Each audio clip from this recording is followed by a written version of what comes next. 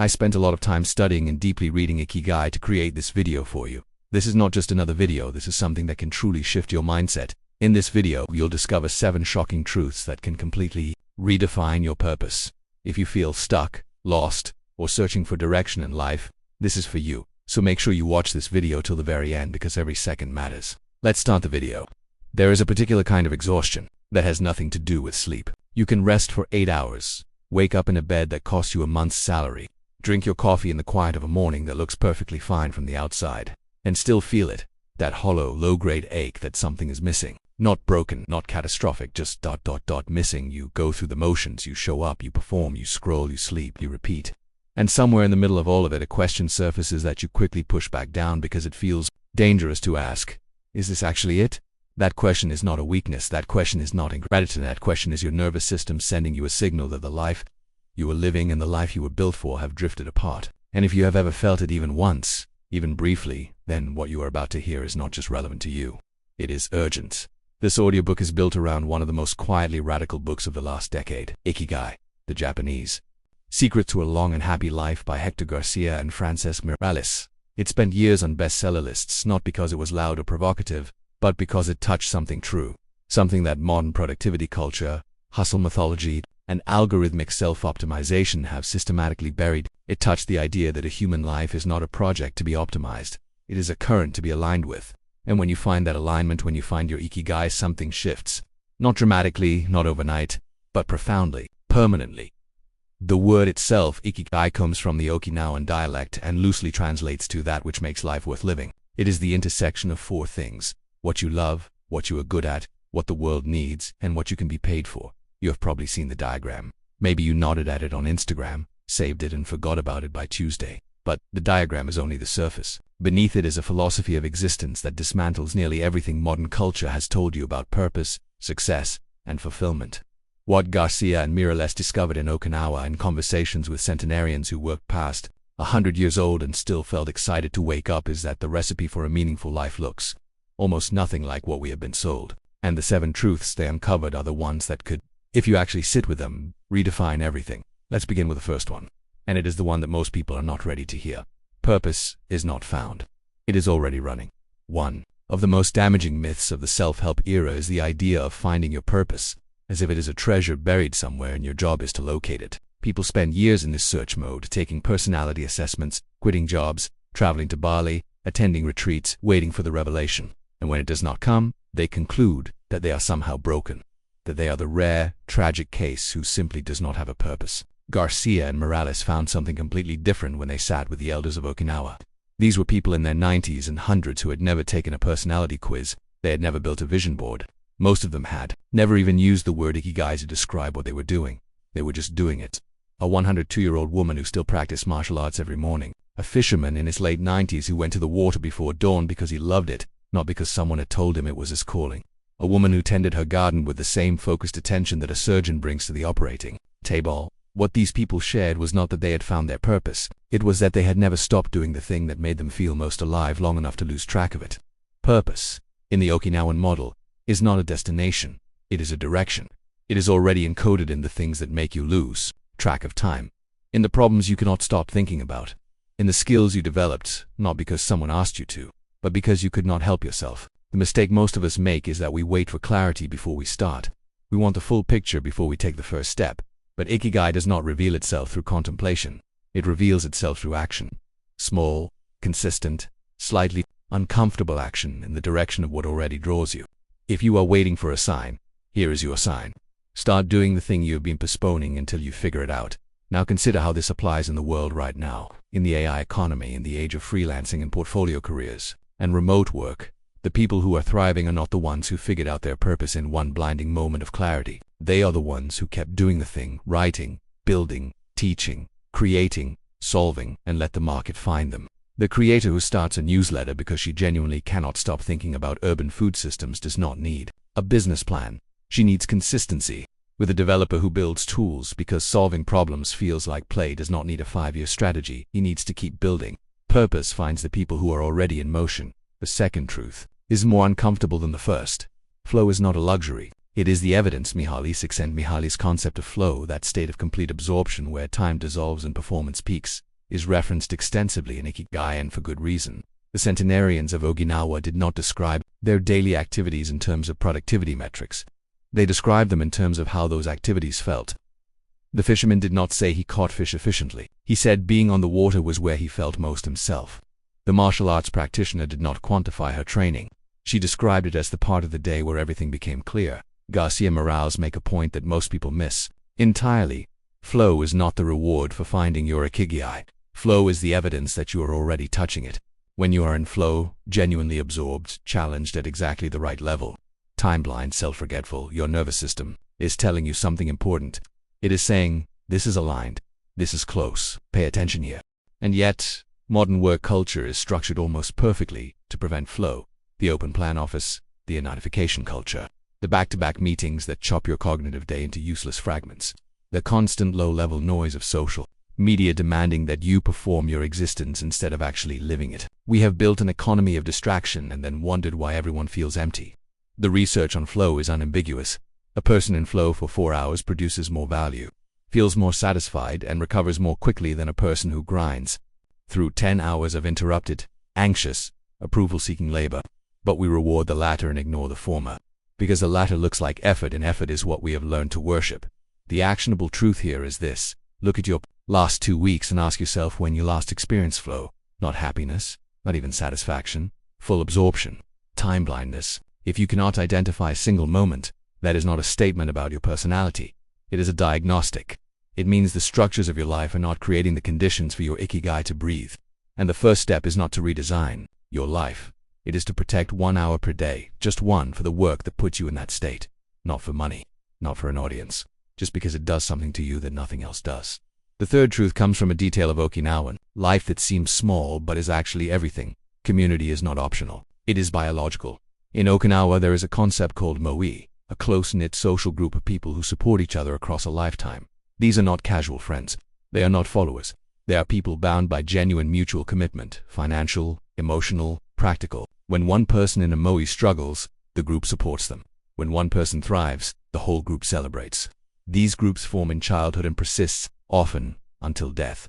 And the research on Okinawan longevity is unambiguous. Moe is one of the primary explanations for why these people live as long as they do, as well as they do. This cuts against something deep in the modern mythology of success. We have been sold a story about the lone genius, the self-made person, the maverick who needed no one. We have built entire personal brands around independence and self-sufficiency, and it is killing us, not metaphorically, literally. The research on social isolation is as damning as the research on smoking. Chronic loneliness is associated with higher rates of cardiovascular disease, cognitive decline, depression, and early death. And we are in the middle of a loneliness epidemic of historic proportions, even perhaps especially among people who are digitally connected to thousands. The business application of this truth is immediate and practical. The freelancers, solopreneurs, and remote workers who thrive long-term are not the ones with the best systems. They are the ones who found their moe, a mastermind group, a Discord community, a weekly call with 4 people who actually know what they are building. The difference between a creator who burns out in 18 months and one who sustains for a decade is almost never about strategy. It is almost always about community, because without people who genuinely see you and hold you accountable and celebrate you, even the most aligned work eventually starts to feel pointless. If you do not have a moe, building one is not a nice to, it is an emergency. The fourth truth is the one that the productivity industry does not want you to know. Retirement is a death sentence in slow motion. This is perhaps the most empirically devastating finding in the entire book. Garcia and Miralles discovered that one of the most consistent predictors of rapid cognitive and physical decline in older adults is the cessation of purposeful activity. What Western culture calls retirement. In Okinawa, the concept barely exists. The fisherman does not retire. He fishes less, perhaps, but he never stops. The gardener tends fewer rows. The martial artist trains at a gentler pace. But the stopping, the full withdrawal from purposeful engagement that we have structured entire financial systems around is culturally alien there. And the health data is not subtle. Study after study confirms what the Okinawans seem to have known intuitively. When a person loses their reason to get up in the morning, their body begins to follow. The immune system weakens. Cognitive function declines faster.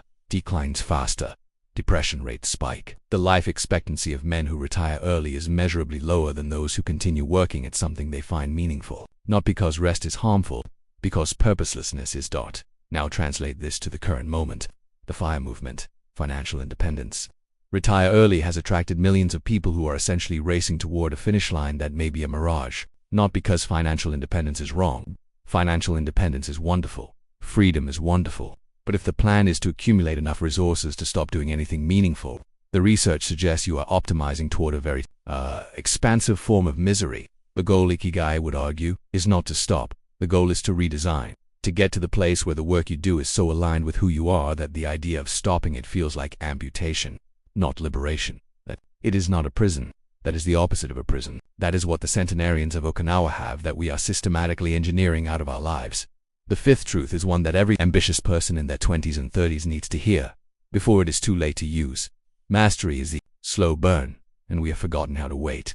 There is a scene described in Ikigai that returns to me constantly. A sushi master in Tokyo who has been making the same few dishes for over 70 years. Every day, the same fish, the same rice, the same temperature, the same pressure of his hands. And the dish, if you have watched the documentary about Jiro Dreams of Sushi, you know what I am talking about, is transcendent. Not despite the repetition. Because of it, the mastery is in the depth, not the breadth. The genius is in the willingness to go further into one thing than anyone else is willing to go. This is the direct counter-programming to the era we are living in.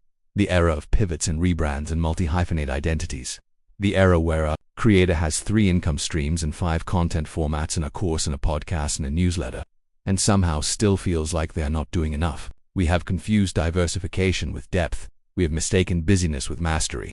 And in doing so, we have produced an entire generation of people who know a little about a lot and have the deep satisfaction of nothing.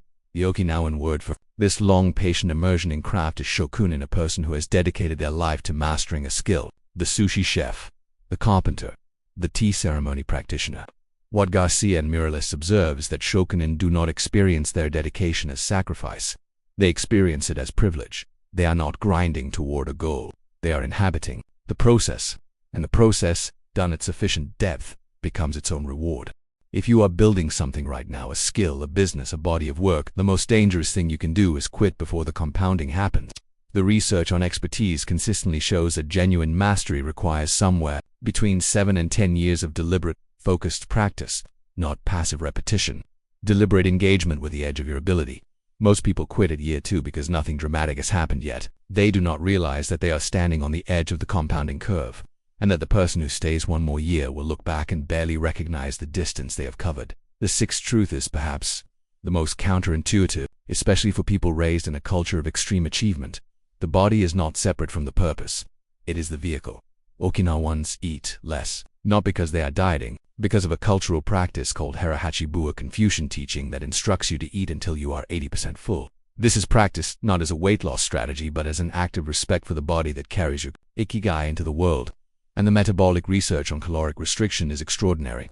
Lower caloric intake is consistently associated with longer life, lower inflammation, sharper cognition, and reduced rates of nearly every chronic disease. But the deeper point is this: the Okinawans do not separate physical health from purpose.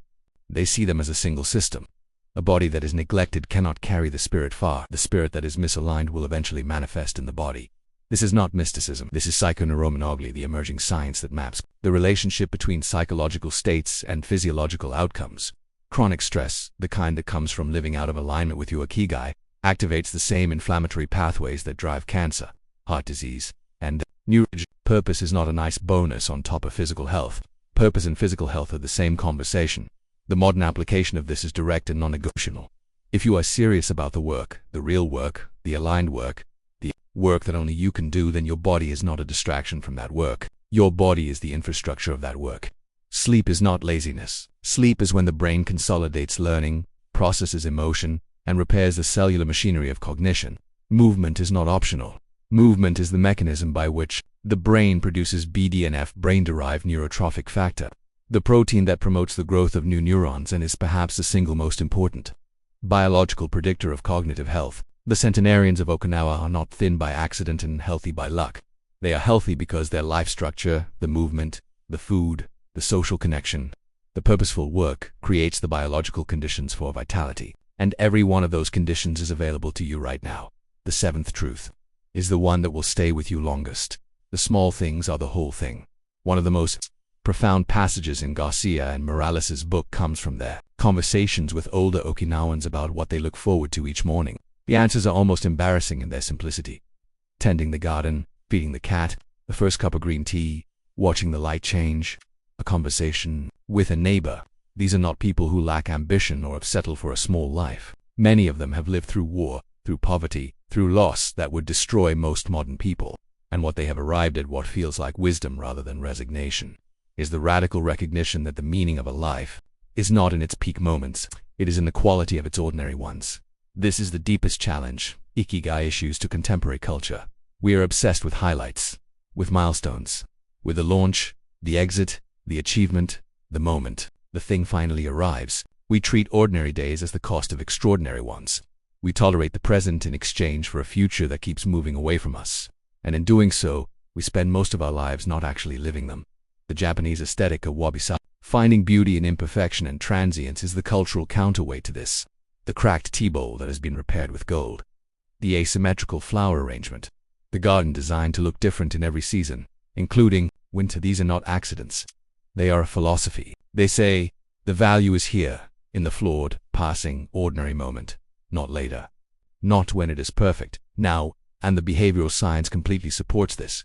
Research on hedonic adaptation, the tendency to return to a baseline level of happiness regardless of positive changes in circumstances, shows that the big wins provide only temporary lifts. The consistent, daily sources of meaning and engagement are what actually determine long-term well-being.